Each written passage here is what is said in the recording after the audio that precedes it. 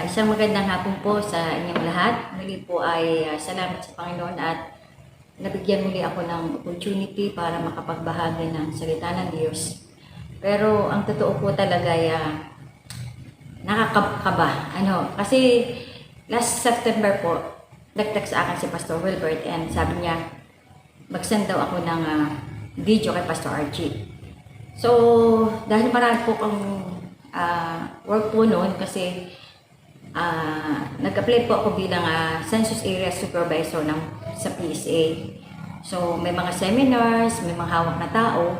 So, sabi ko po kay Pastor Wilbert ay, Pastor, pwede po bang next time na lang? Sabi niya, o sige, pwede. So, pagkatapos po noon, nung nag-mentoring po kami, sabi ni Pastor Wilbert, okay, hindi na ako mag-a-assign kung sino. Basta mag-send na lang kayo kay Pastor Archie ng video ninyo. At yung nakapag-preach na noon, sige, okay lang. So, maganda po ang pakiramdam ko noon. Wow! Hindi ako mag-send. Talaga pong hindi po madali talaga Pero last week, kasi okay na po pakiramdam na ko so makikinig na lang ako. Pero last week po, nag-text sa akin si Pastor Wilbert, sabi niya, send your video to Pastor Archie. I only give you 1 week to prepare. Hallelujah! So, wala na po akong maidahilan pa. Kasi, kailangan ko pong sumunod sa aking mentor. At ito po isang opportunity. Minsan nga po ay, sabi ko, Lord, ano kayang dahilan mo? Bakit ako napapasalang dito? Pero alam ko, lagi pong may dahilan ang Diyos. So, ngayon po ay pag-aaralan po natin ang patungkol sa ating potential o kakayanan. Pero, ang pinaka-topic ko po ngayon ay enemies of potential. Kaaway ng ating mga darating na mga kakayanan. Ano po ba yun? Bakit kailangan pa natin pag-aralan yung enemies? At ano po ba yung enemies na yun? So, sandali lang po tayo at tayo po ay mananalangin. Dakila ka, Ama, at kamangha-mangha ang ginagawa mo. Salamat, O Lord, sa iyong patuloy na panguna. Holy Spirit, ikaw na po, O Diyos, ang manguna. Salamat po for the fresh revelation. Alam ko po, O Lord, sa bawat makikinig, Panginoon, you will touch their heart, Panginoon. Gagawa ka, kikilos ka, mangunguna ka. Salamat po sa iyong mga salita. Pagpalaan mo po ang bawat isa sa pangalan ni Jesus. Amen and amen. Praise God. So, pag-aralan po natin is, what is potential? So, kung baga sa Tagalog ay potential ay kakayanan. Pero sa sinasabi po na ang potential po is, ito po yung currently unrealized ability. Kung bagay sinasabing capable of being real.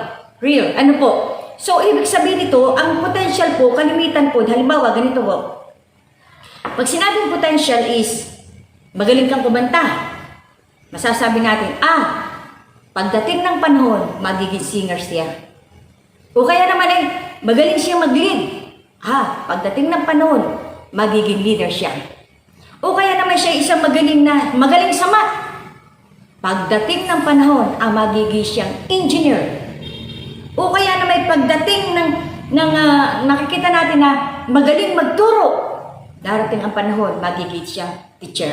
So, ibig sabihin, ang potential po ay, sinasabi po dun is, yung potential po ay hindi pa nangyayari. Mangyayari pa lang po. Kaya nga sa po ay, minsan sinasabi natin, he has a lot of potential. Isa po sa greatest strategies in life is, makita mo yung potential mo is, die on top. Yung po bang available, but hindi po nagamit, but not used.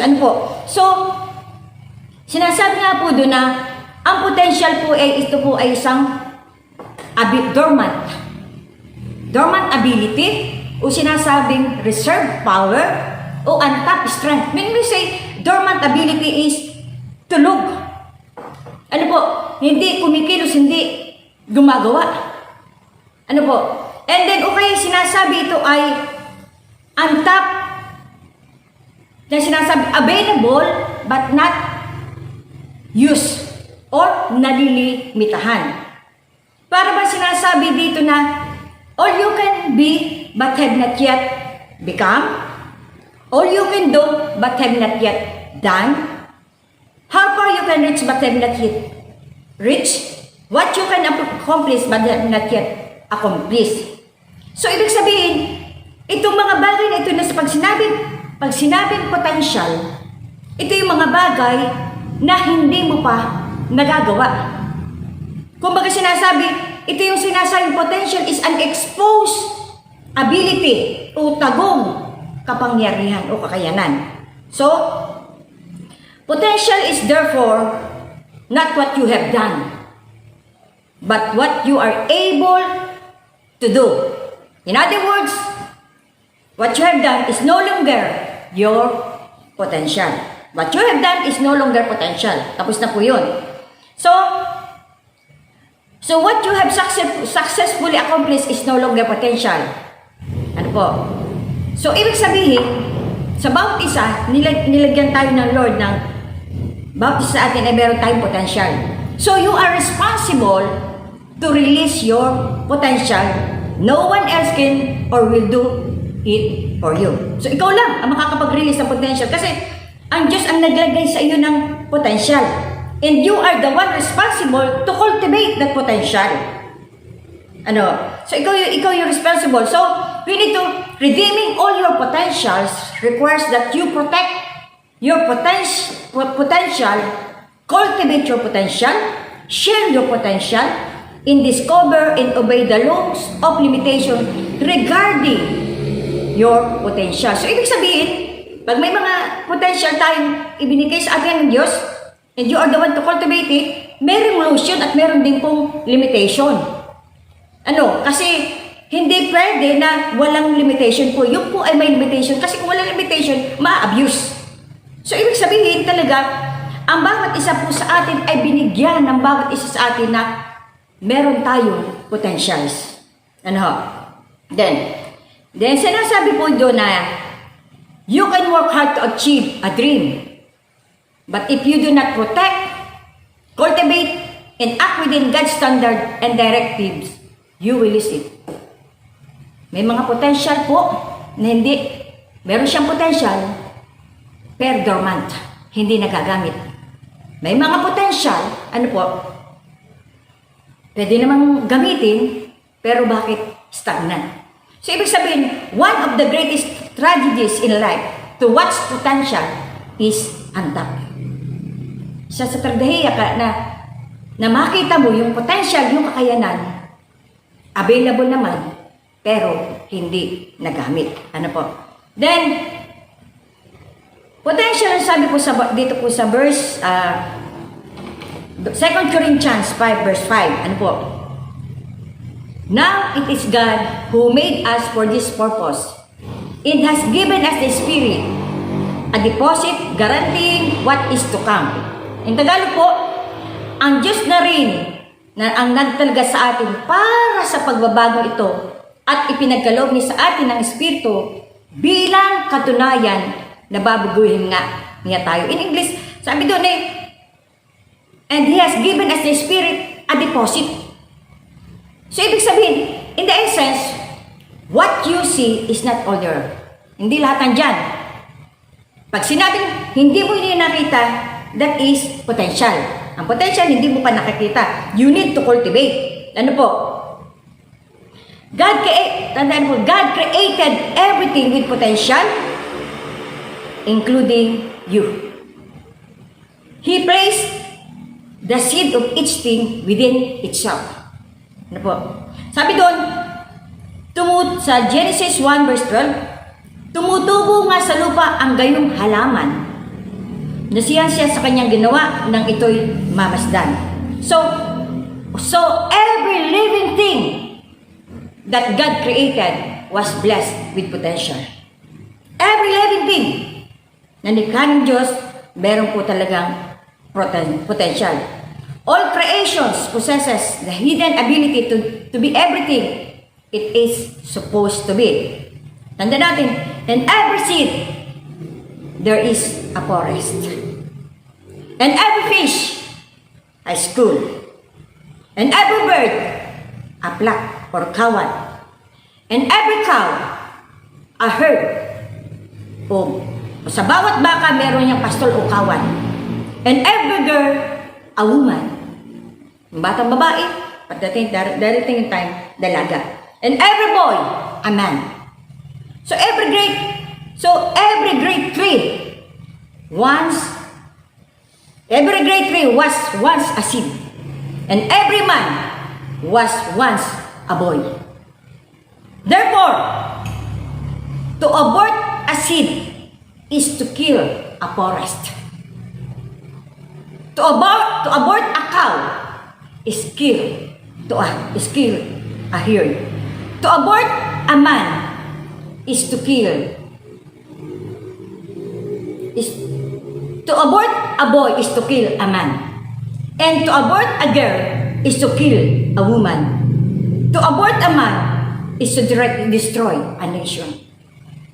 Sabi ng Panginoon, nilagyan tayo ng Lord ng seed. At sabi doon tayo, lahat ng nilikha niya ay merong potensyal. At tayo po, meron po tayong potensyal na iniligay ang Diyos. Ang sabi niya sa Genesis 12 verse 2 to 3, I will make your name great. Ano po? I will make your name great and you will be a blessing. And all peoples on earth will be blessed through you. So tayo po, ang sabi ng Diyos, tayo ay magiging daluyan ng pagpapala. Ano? So, sabi doon, tingnan po natin ang enemies o potential. Ito po yung pag-aaralan po natin. Enemies o potential. Bakit yung nasa sa iyo ay hindi magamit? Tandaan natin, our dreams, our plans, and ideas are target of Satan's evil forces. Una po, sabi, enemies of potential, una po, disobedience. So, pag may disobedience, nawi-withhold po yung pagpapala ng Diyos at ang nangyayari po ay sumpa. Halimbawa, teenagers who experiment with sex destroy the beauty of the first intimacy that is to be enjoyed between a husband and a wife. So, ibig sabihin, dapat kapag tandaan po natin talagang pag may pagsuway, meron yan talagang consequences. Ano po? So, ibig sabihin, halimbawa, sabi ng Lord, bring your tithes. Honor your parents. Huwag mong kaligtaan ng pagtitipon. So, ibig sabihin, yan po ay prinsipyo ng Diyos. Kaya sinasabi, principles are principles. Once violated, consequences will follow. So, ibig sabihin, kaya hindi tayo minsan maghamit ng Diyos. Ano po? Kaya hindi ma-release yung potential na nasa atin is because merong mga pagsuway. Katulad po ni Jonah. Si Jonah po ay he nearly lost his life by drowning. Ano? Basahin ko po sa inyo sa Jonah 1 verse 2 to 3. Sabi doon, pumunta ka sa Nineveh sa isang malaking lungsod at sasabihin mo sa mga taga-roon na umabot na sa aking kaalaman ang kanilang kasalanan. Sa halip na sumunod, ipinasiya ni Hunas na takasan si Yahweh. Sa halip na sumunod, ipinasiya ni Hunas na takasan si Yahweh. Nagtungo siya sa Joppa at doon ay nakatagpo ng isang barkong patungong Tarses. Pagkatapos magbayad ng pamasahe, sumakay siya sa barko upang maglakbay kasama ng iba pang pasahero patungong Tarses. Sa ganitong paraan, inaakala niyang makatatakas siya kay Yahweh. Nang maramdaman ko, verse 7, nang maramdaman kong malalagot na ang aking hininga, naalala ko kayo. Yahweh, ako'y nanalangin at mula sa banal ninyong templo, ako'y iyong narinig. So ano pong result of pagsuway? Result of disobeying God? Disaster. Result of disobeying God? Pain. Ano po? So makita po natin, marami sa panahon po ngayon ang nangyayari sa mga kabataan po ngayon. Ano po? Isa na po dun sa sitwasyon po sa aming church. Ano po? They have potential. May nakita po ako talagang may potential siya na pwedeng maging leader. May nakita po ako na meron siyang potential na pwede siyang makasama sa worship team. Ano po? Meron po silang potential na nakikita ko. Pero isang bagay na hindi ko po sila maitayo is because maraming prinsipyo sa Biblia ang nasasagkaan nila. Example na lang po, kalimitan po sa kabataan. Ayan pong pakikipamatok sa hindi kapwa mananampalataya. Paano ko naman po papatayuin? Ano po? Yung pangangatipan nang hindi pa napapanahon na ako'y nauunahan pa. Ako po'y, kumbaga hindi pa panahon. So, ibig sabihin, paano ko po itatayo sila? May mga pagsuway. May nakikita kong mga kabataan, they have potentials para magamit talaga sa iglesia. Pero palasuway naman sa kanilang magulang. Maraming sinusuway. Even hindi lang, even may mga edad. Sa church, matagal na. They have potential. Nakikita ko they have potential na maging leader. Maging Bible study leader. Pero may mga pagsuway. Hindi nagbibigay ng ikapo. Ano? So, ibig sabihin, hindi, ito yung enemies o potential, isa dun ay yung pagsuway. Ano? And then, isa pa rin po dito ay sino? Ang isa pa rin po dito ay si Lot. Si Lot po, ang sabi ng, ito ba yung Lot's wife? Bakit po naging haliging asin? Ang sabi sa kanya, sa Genesis 19 verse 17, pagkatapos, isa sa mga anghel ay nagsabi, ilagtas niyo ang inyong sarili. Huwag kayong lilingon o hinto sa libis. Magtago kayo sa kaburulan para hindi kayo mamatay.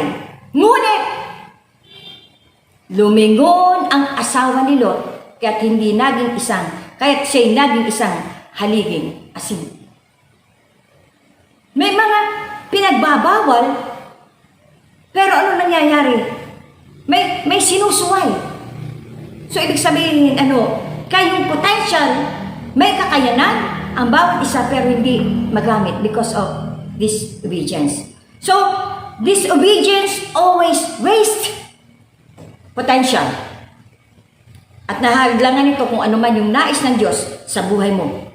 So, kaya nga po, lagi ko sinasabihan po, disobedience to God always brings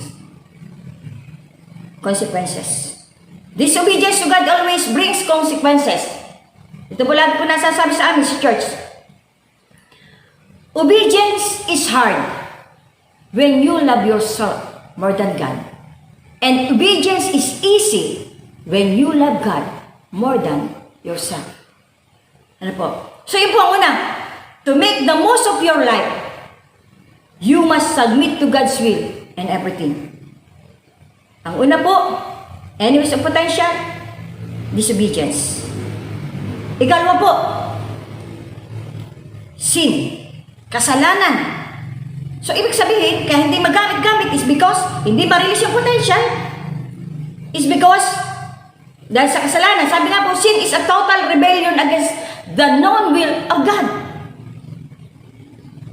Lagi natin sinasabi sa Santiago 7:14. Ano po?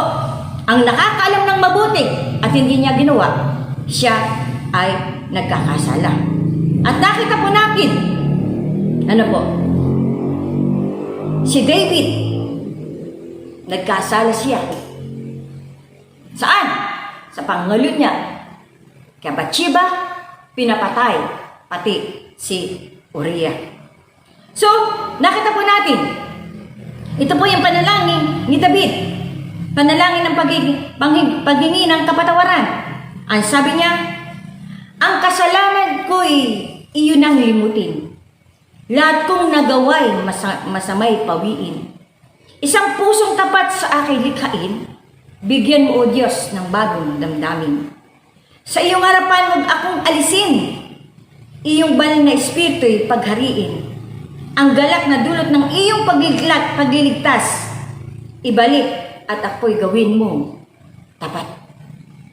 Nakita natin kung paano nagkasala si Haring David. So, destroying your relationship with God through sin is always suicide. Yung mawasak mo yung relasyon mo sa Panginoon, ito po isang uri ng pagpapakamatay. Without God's living and working in you, you will die with your potential. Kung ang Diyos ay hindi gumagawa sa atin, mamamatay yung potential na ibinigay sa atin ng Panginoon. Ano po? So to make the most of your life, you must avoid compromise with ungodliness. Minsan po sabi sin minsan po merong habitual sin. Parang minsan ordinary na. Pero kasalanan pa rin po yun. So, isa po sa enemies, disobedience. Ikalawa, sin. Ikatlo, na po ay ilan lang. Fear. Fear is having faith in the impossible. So, sinabi, fear is dwelling on all that could go wrong instead of what will go right. Yung parang ang takot po natin, laging iniisip natin yung balik. Salip na yung tama. Ano po? Nung makita ni David, example natin po is David. David meet the giant Goliath with a slingshot and 3 stones. So, David mastered his fear by trusting God instead of thinking of hindi ko ito kaya, malaki si Goliath, maliit lang ako, wala akong magagawa. Yan po yung fear Hindi kaya. Hindi ko magagawa, malaki siya. Pero ano po? Si David po, ang ninanais ni David ay makalaya ang mga Israelita mula sa oppression. At muling maibigay ang honor sa Panginoon. Kumbaga, fear is seeing Goliath too big to hit, and faith is seeing Goliath too big to miss. Kumbaga, nakikita mo, pag nakita mo si Goliath, pag sinasabi, nakita mo si Goliath, wow, hindi ko ito kaya, masyadong malaki. Yun po yung fear. Masyadong malaki, hindi ko ito kaya. Pero yung faith, wow, laki nito. Ang daling patamaan. Kaya sabi po dito, sa 2 Timothy 1, verse 6 to 7. Dahil dito, ipinapaalala ko sa iyo na pag-alabin mo muli ang kaloob na ibinigay sa iyo ng Diyos. Nang ipatong ko sa iyo ang aking kamay, sapagkat ang Espiritong ibinigay sa atin ng Diyos ay hindi Espiritu ng kahinaan ng loob o kaduwagan, kundi Espiritu ng kapangyarihan, pag-ibig at pagpipigil sa sarili. 2 Timothy 1, verse 6 to 7. Example na lang po, yung full fear. Sa sarili ko na lang po, dati po ako ay nagtatrabaho sa government, NSO, na ngayon po ay PSA na. So, nagkaroon po ako dahil meron nga po akong hawak na church, talagang pinangungunasapan na po ako ng Diyos na ako po ay mag-retire na sa aking trabaho. Pero marami kong sinasabi, sabi ko ng mga class ng kaopisina ko, sa mundo, ano po, Maris, tanga ka daw. Sabi sa mundo po, ano po? Sabi bakit? Mahirap maghanap ng trabaho at makapasok sa gobyerno. Ano po? Abay, saan ka kukuha ng gastusin mo? Araw-araw, saan ka kukuha ng gastusin mo? Narito ka na, aalis ka pa. Pero, isang bagay lang po ang nasabi ko sa kanila. I don't know what the future holds, but I know who holds my future. Hindi ko po alam ang bukas, pero alam ko kung sino ang may hawak ng bukas. So yung sweldo ko noon, ano? At kung ibibigay, kung ikumpara po ngayon, 4 times or 5 times pa, ganyan kabuti ang Diyos. Ganyan kabuti ang Diyos. Ano po? So ang nais ng Diyos, ano po? Na tayo magtiwala sa Kanya. Kinakailangan hakbangan mo lang yung nais ng Diyos sa buhay mo. Kasi doon mo pa mapapatunayan kailan may hindi ka iiwan ng Diyos. At dito ko po naranasan kung paano ako pinagpala ng Diyos. Hindi ako natakot na mag-retire. Ano? At doon ko nakita kung paano ang pagpapala ay humahabol. Ano po? Pero isang bagay din ang alam ko, ano po? Salamat po sa buhay ni Pastor Wilbert. Sapagkat connection determines your supply. Ano? Then, sabi doon, so ibig sabihin, kinakailangan, he who first to try will never know what he could have done. To make the most of your life, you must neutralize fear with faith. So yun po ano. So, ang una po na enemies of potential is disobedience, sin, fear, at kaapat po, discouragement. Ano po, every time na may nangyayari po sa ating buhay, diba, basta sa simula, basta sa una, ano, man na ginagawa, halimbawa, ikaw ay athlete, at sumabak ka sa isang laban, at natalo ka, siyempre, ang nais mo, minsan ay nakaka-discourage. Pero tandaan nyo, laging sa una, hindi man lagi nagwawagiyan. Ano po? So, ibig sabihin doon, na God will not give you a dream. He knows that you have talent and abilities and personality to complete. So, may maraming, halimbawa na lang, halimbawa po sa salita ng Diyos, God commanded Joshua to be courageous. Di ba? Nakita natin yun.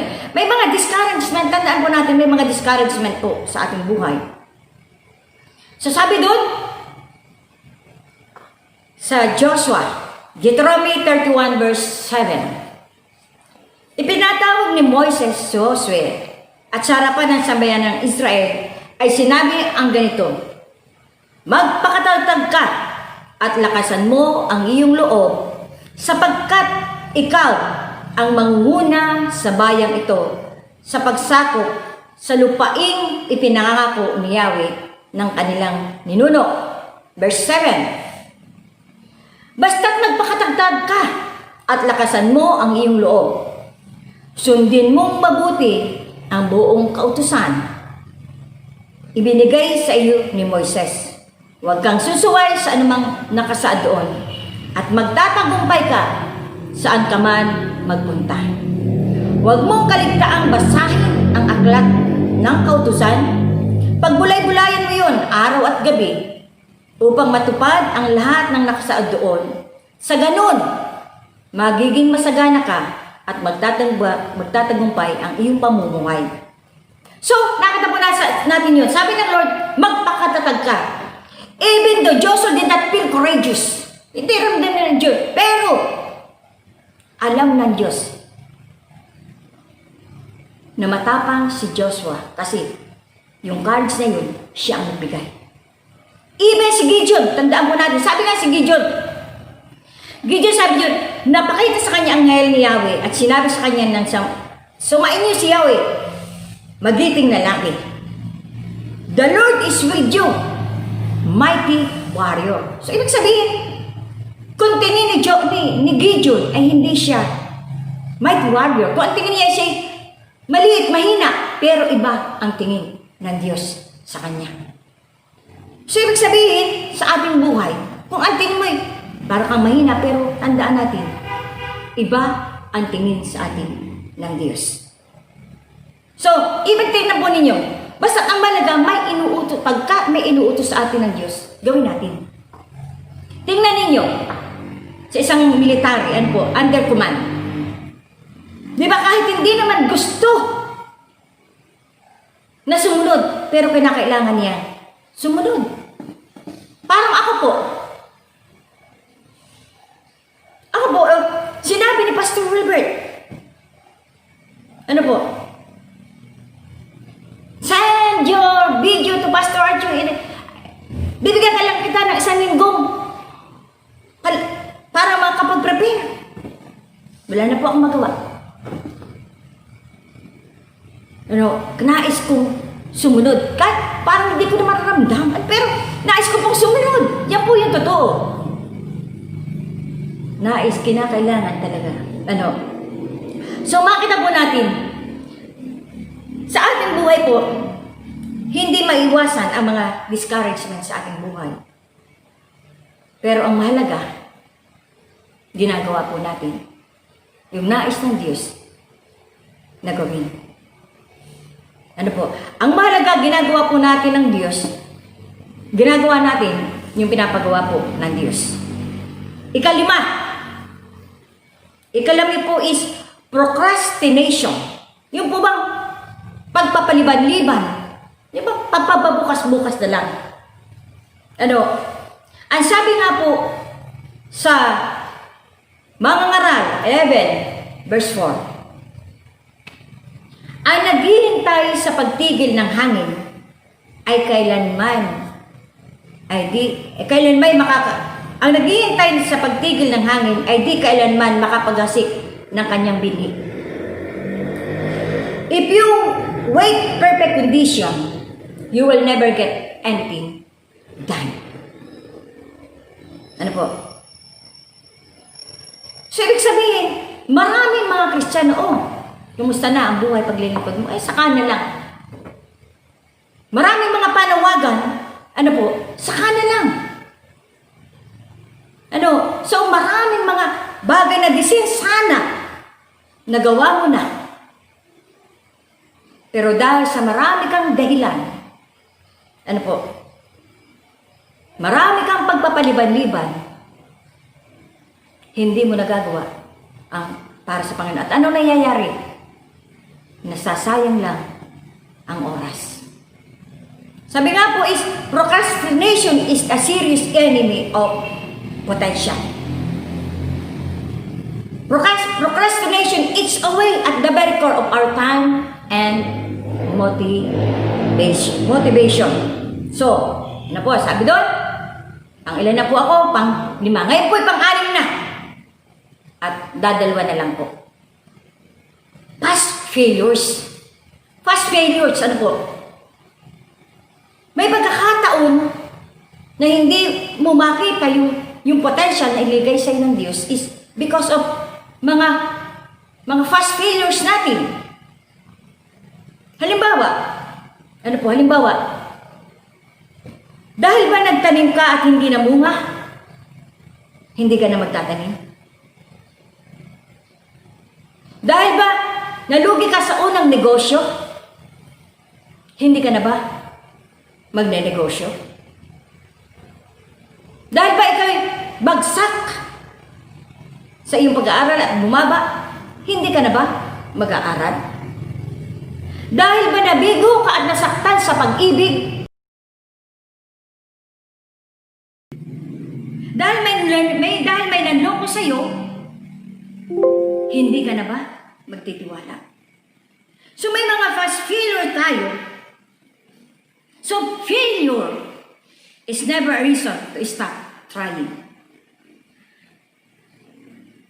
Indeed, failure provides another opportunity to enjoy success.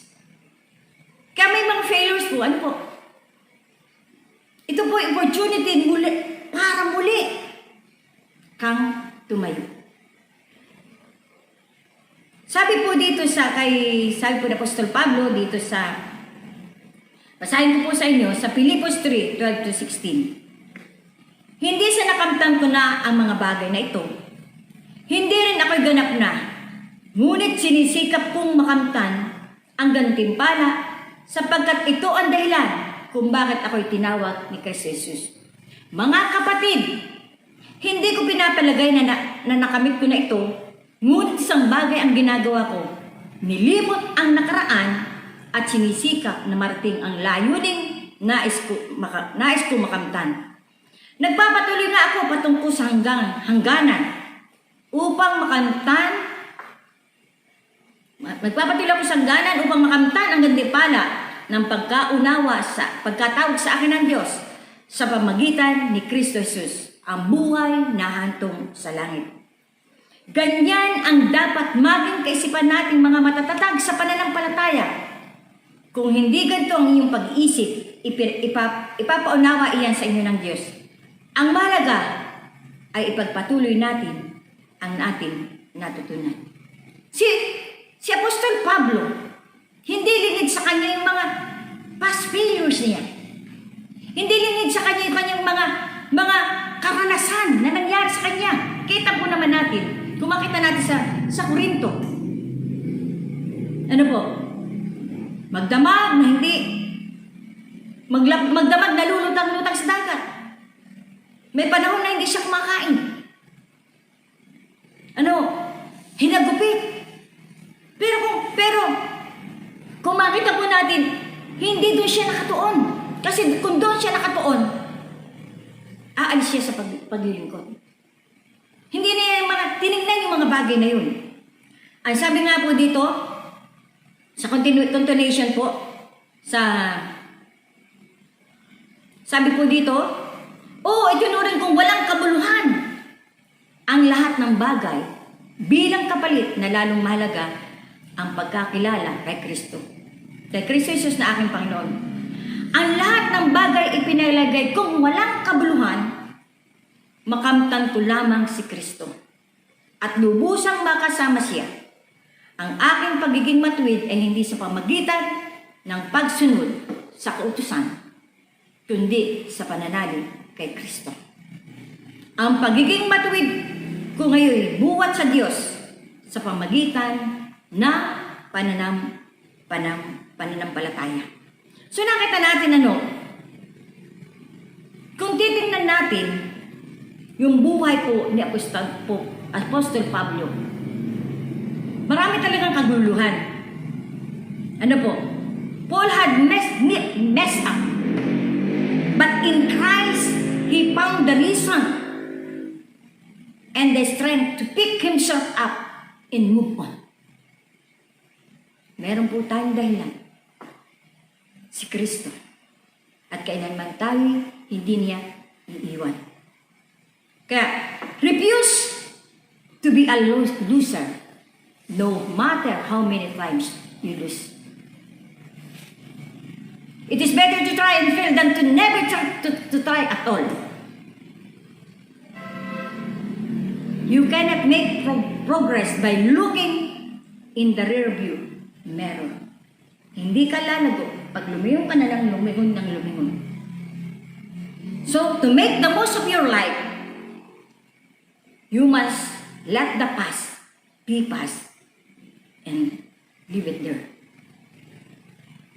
So yun, nakailan na po tayo, naka-anim. Una po, Enemies of potential, disobedience, sin, fear, discouragement, procrastination, past failures, and last, the opinion of others. The opinion of others. Ano po? Minsan po, mas pinapahalagan po natin yung sasabihin ng iba kaysa dun sa sinasabi ng Diyos sa buhay mo. Uminsan mas pinapakinggan mo yung mga kasama mo sa bahay kaysa dun sa mga pangarap mo. So, forsaking dreams because of other belittle. Minamalit ka o sasabihin, hindi mo yung kaya. At ginagawa mo nababago yung plano mo. At isinusot mo yung expectation nila sa iyo. Tandaan natin, sabi nga po,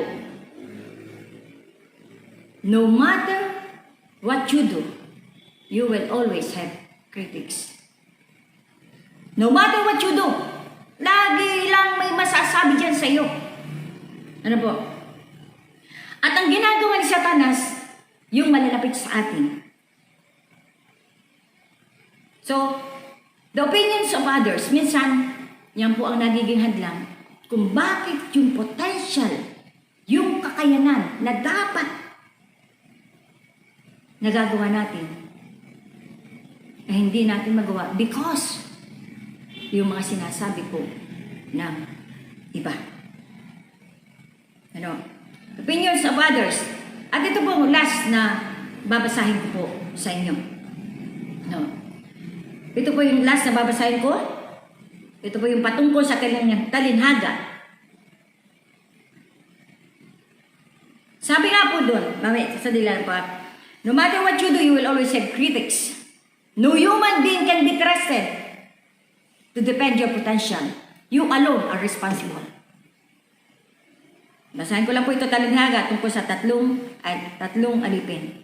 At dito po ako magtatapos. Ang paghahari ng Diyos ay matulad sa isang maglalakbay, kaya tinawag niya ang kanyang mga tauhan at ipinagkatiwala sa kanila ang kanyang ari-arian. Binigyan niya ng salaping ginto ang bawat isa ayon sa kanilang kakayanan. Binigyan niya ang isa ng 5,000 salapi, ginto, at isa na may 2,000 salaping ginto, at isa pa ay 1,000 salaping ginto. Pagkatapos nito, siya'y umalis. Kumilos agad at tumanggap ng 5,000 salaping ginto at ipinangalakal iyon. Kumita siya ng 50,000 salaping ginto. Gayon din naman, ang tumanggap ng 2,000 salaping ginto ay kumita pa ng 2,000 salaping ginto. Ngunit ang tumanggap ng 1,000 salaping ginto ay humukay sa lupa at itinago ang salaping ginto ng kanyang Panginoon. Pagkaraan ng mahabang panahon, bumalik ang Panginoon sa mga tauhang iyon at siya'y pinag-ulat. Lumapit ang tumanggap ng 5,000 salapi at ginto at sinabi, Panginoon, ito po ang 5,000 salapi, ginto, na iniwan ninyo sa akin. Ito naman ang 5,000 salaping ginto na tinubo nito. Sinabi sa kanya ng Panginoon, magaling, tapat at mabuting lingkod. Halika, samahan mo ako sa aking kagalakan. Naging tapat ka sa kaunting halaga, kaya gagawin kitang tagapamahala ng malaking halaga. Lumapit din ang tumanggap ng 2,000 salaping ginto at ang sabi, Panginoon, ito ang iniwan niyo sa akin, 2,000 salaping ginto. Ito naman po ang 2,000 salaping ginto na tinubo nito. Sinabi sa kanyang Panginoon, magaling, tapat at mabuting lingkod. Naging tapat ka sa kaunting halaga, kaya't mamamahalain kita sa malaking halaga. Samahan mo ako sa aking kagalakan. Lumapit naman ang tumanggap na 1,000 salaping ginto at sinabi, alam ko pong kayong higpit at pinipitas ninyo ang bunga ng hindi nyo tinatanim at inaani ninyo ang hindi nyo inihasik. Natatakot po ako kahit ibinaong ko sa lupa ang aking salaping ginto. Hito na po ang iyong salapi. Sumagot sa kanya ang kanyang Panginoon, masama at tamad na lingkod. Alam mo ba lang pinipitas ko ang bunga ng hindi ko itinatanim at inaani ko ang hindi ko inihasik? Bakit hindi mo lamang iniligay sa bangko ang aking salapi? Kahit paano'y may tinubo sana ito. Kunin niyo sa kanya ang 1,000 salaping ginto at ibigay sa 10,000 salaping ginto, sapagkat ang mayroon ay bibigyan pa at magkakaroon ng sagana. Ngunit ang wala, pati ang kaunting nasa kanya, ay kukunin pa. Itapon niyo sa kadiliman sa labas ang walang silbing taong yan. Do'y mananangis siya at mangangalit ang kanyang ngipin. Dito na po tayo. Pinagkatiwalaan. So ito po yung sinasabing talent and abilities. O sinasabi ito yung potential. Ano po? Don't die without knowing, discovering, cultivating, using the talent that God has given you. Bakit? Pag hindi mo pinrotektahan yung abilities, yung potential, at hindi mo cultivate it and act within God's standards and directives, you will sleep. Katulad nung isang lalaking alipin na pinagkatiwalaan. So, ibig sabihin niyan po, ang Diyos po ay may iniligay sa atin na potential. Ano po? May potential po na iligay sa atin. And you are responsible to cultivate that potential. And you are responsible, hindi lang to cultivate eh. Pag na-cultivate mo, kinakailangan yung potential na yun is ma-share mo rin sa iba. Yung potential na binigay sa atin ng Panginoon, hindi para sa iyo, kundi para sa iba. So tandaan na po natin, sa ating buhay, nais ng Diyos na yung potential na nasa iyo. Para bang katulad po yan eh, nung naalala ko yung pag sinabing seed, ano po ang makikita po natin dapat dito? Forest. At sa ating buhay, ano po? Dapat yung binigay sa atin ng Diyos na potensyal ay magapit natin para sa kaluwalhatian ng Diyos. Amen po ba? Ang sabi po, enemies of potential, disobedience, sin, fear, procrastination, discouragement, past failures, and then opinion of others. Salamat po sa Panginoon. Ang nais ng Diyos sa bawat buhay po natin, alamin mo yung potential na iniligay para sa iyo ng Diyos. Sapagkat darating ang panahon, tayo ay magsusulit. Tayo po ay magsusulit. Sige po, tayo po ay manalangin. Dakila ka, Ama, at kamangha-mangha ka, O Diyos. Lord, sa lahat na inilikha mo, meron kang potentials na iniligay na kilang Diyos. At hayaan po namin, ma-discover namin, ma-cultivate namin, magamit namin, O Lord, para sa iyong kaluwalhatian. Lord, narito po yung mga anak mo na nakikinig, Panginoon. Simula ngayon, Panginoon, aalamin po namin kung ano yung potentials na binigay mo sa amin. Salamat po, pagpalain mo po ang SCB family sa pangalan ni Jesus. Amen and amen. Were you blessed with the message today? If so, please like, subscribe, and hit the bell button below for updates. Thank you for watching and see you next streaming.